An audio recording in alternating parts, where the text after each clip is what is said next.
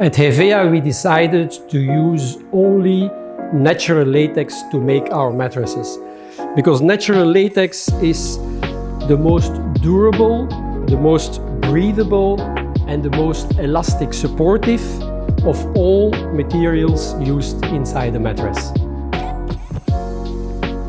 So natural latex is made from the sap of the rubber tree, which is a natural origin.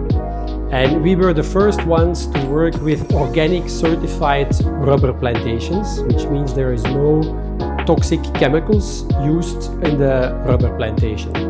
But we wanted to go a step further. We wanted to restore the biodiversity in a rubber plantation. And this can be done by planting between the rubber trees other crops like papayas or bananas, bamboo, jackfruit. And this completely restores an ecosystem in the rubber plantation. The farmers were initially resistant to this because latex needs to be tapped when it's cold, so it's in the middle of the night. So they like a clean plantation that they can walk through when it's dark. But now that all these plants are restored, they are very happy because they realize they can sell these bananas and papayas, and so they have an extra income.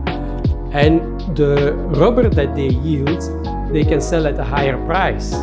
And the trees yield about 20% more than trees in a monoculture plantation. And the trees last until the age of 50, which is 20 years longer than trees in a monoculture plantation. And best of all, because you restore this green in the rubber plantations, it is much cooler. So now they can go until 6 in the morning when it's already light. So everything comes all together, and it's a beautiful initiative that is very good for the environment, good for the farmers, and good for the quality of the latex. Heveya's mission is to help the world sleep peacefully and sustainably. And the world means Mother Earth, but it also means all the people. And the two go very well together, because when you come into a bedroom that is made of natural and sustainable materials, you already have a peace of mind and you will sleep better.